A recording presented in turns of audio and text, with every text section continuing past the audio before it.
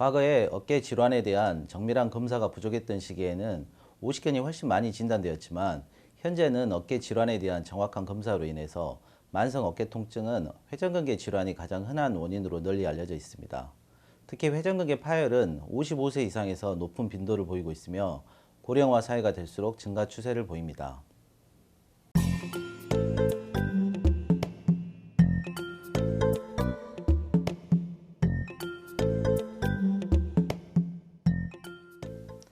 회전근개란 쉽게 말하면 어깨 관절을 싸고 있는 어깨 힘줄을 말합니다. 앞쪽에 견갑하근이라는 힘줄이 있고 위쪽에 극상근, 뒤쪽에 극하근, 소원근이라는 4개의 힘줄로 되어 있으며 이러한 힘줄들이 어깨를 이렇게 들어 올리거나 안쪽이나 바깥쪽으로 돌리는 그러한 기능을 담당합니다. 그래서 이러한 힘줄에 이상이 생기면 어깨를 움직이는 데 문제가 발생하고 가만히 있어도 아플 수가 있습니다.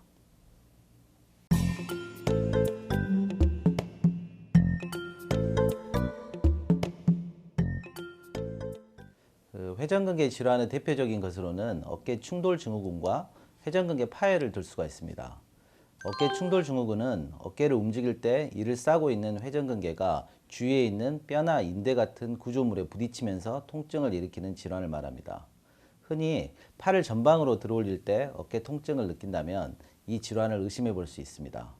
초기에는 힘줄이 붓거나 염증이 발생하면서 통증을 일으키고 심해지면 힘줄이 부분적으로 파열되거나 완전 파열로 진행하기도 합니다. 즉, 퇴행성 회전근개 파열의 전 단계라고 할 수가 있습니다.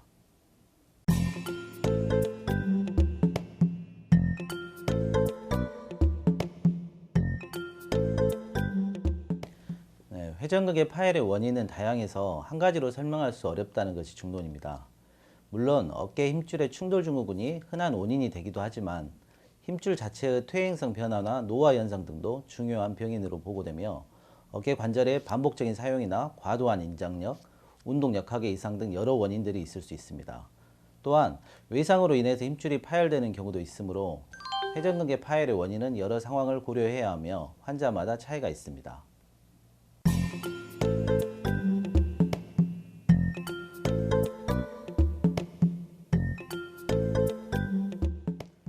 가장 두드러진 증상은 어깨 부위에 나타나는 통증입니다.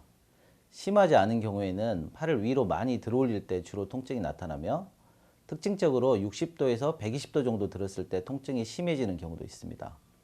심한 경우에는 운동이나 자세를 불문하고 지속적인 통증이 나타나기도 합니다.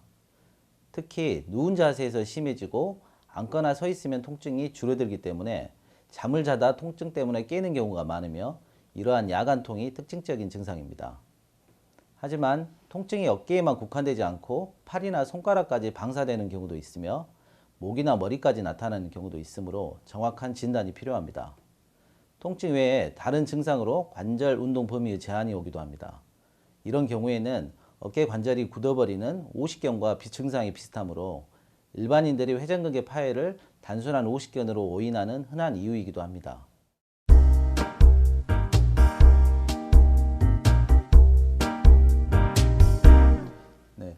오십견 환자를 간단히 진단을 한번 해보겠습니다.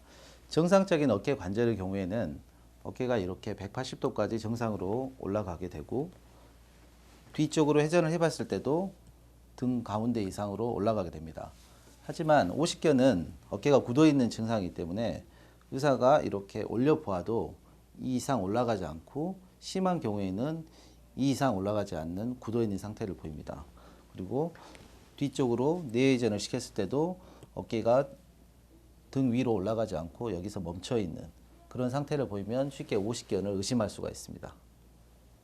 회전근개 파열의 경우에는 어깨가 굳어 있지 않는 경우에는 이렇게 정상적으로 올라갈 수가 있습니다. 하지만 굳어 있는 경우에는 다 올라가지 않을 수도 있으며 힘줄이 파열돼서 힘이 없는 경우에 팔이 갑자기 떨어지기도 하는데요. 보시면은 이렇게 팔을 놓으면 갑자기 떨어지는 경우에 회전근개 파열을 강하게 의심할 수가 있습니다.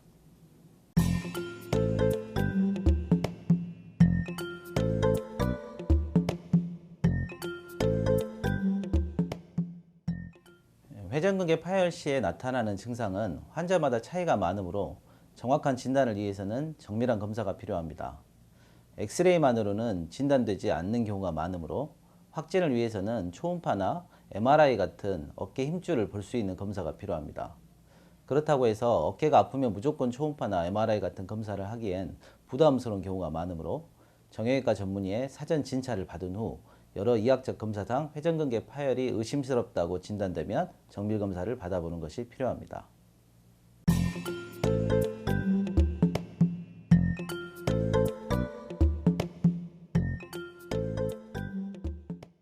회전근개 파열이 진단되었다고 해서 무조건 수술을 받아야만 하는 것은 아닙니다.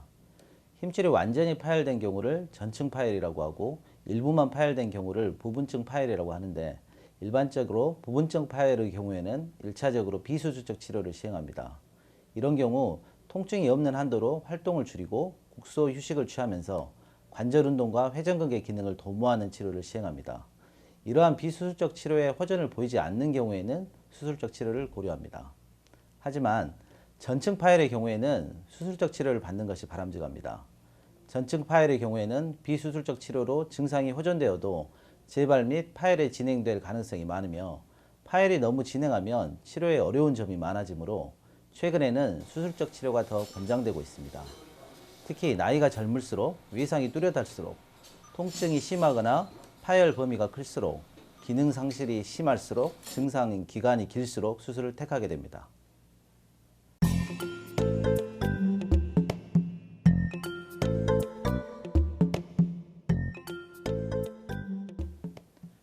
회전근개가 완전히 파열된 경우 가장 중요한 수술적 치료는 찢어진 회전근개를 봉합하는 것입니다.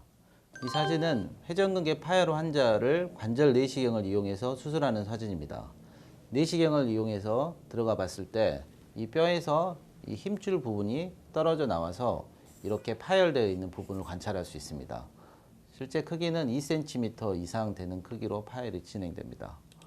그래서 이렇게 파열된 부위가 보이고, 이 찢어진 힘줄 부위를 이쪽 뼈에 붙여주는 수술을 시행하게 됩니다. 그래서 이러한 실드를 이용해서 뼈에 붙여주는데, 여러 매듭을 이용해서 단단하게 봉합해주는 수술을 시행합니다.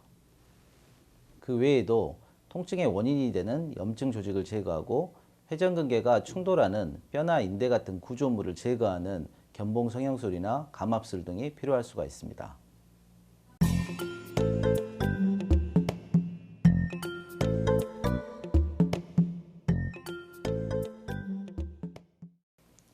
최근엔 회전근개 질환에 대해서는 대부분의 경우 관절 내시경 수술을 시행하고 있습니다. 의료기구 및 수술 기법이 좋아지고 있어서 갈수록 관절 내시경을 이용한 수술이 더욱 늘어날 것으로 보이며, 개방적 수술에 비해서 작은 상처 및 짧은 입원기간, 조기 재활 등 많은 장점을 가지고 있습니다. 하지만 모든 회전근개 파열의 경우 관절 내시경만으로 수술이 가능한 것은 아닙니다. 파열의 범위가 너무 광범위하거나 파열된 지 오래되어서 근위축이 너무 심한 경우에는 내시경 수술로 힘줄 봉합이 불가능할 수 있으며, 이런 경우 개방적 수술을 시행하기도 합니다. 또한 봉합수술 자체가 불가능할 정도로 파열이 심하게 진행된 경우에는 봉합수술을 할 수가 없으며 인공관절 수술을 받아야 하는 경우도 흔히 있습니다.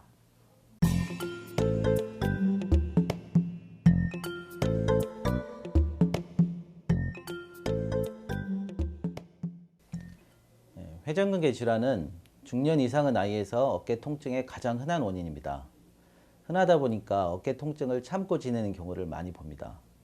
하지만 어깨 통증이라고 해서 전부 회전근개 파열은 아니며, 쉽게 진단되어서 간단히 주사 치료를 하거나 물리치료만으로도 호전되는 질환도 많습니다. 하지만 정확한 진단이 되지 않는 상태로 막연하게 지켜보다가는 더 큰 질환으로 진행하는 경우가 흔합니다. 특히 회전근개 파열의 경우엔 초기엔 비수술적 치료만으로도 회복될 수 있으며, 전층 파열이라 하더라도 초기에는 관절 내시경 수술 등 간단한 수술적 치료로 회복이 가능하지만, 참고 지내다가 결국은 수술마저 불가능한 상태로 진행할 수 있으므로 어깨 통증이 지속될 경우에는 정밀검사와 함께 질환에 따른 적절한 치료를 받는 것이 바람직합니다.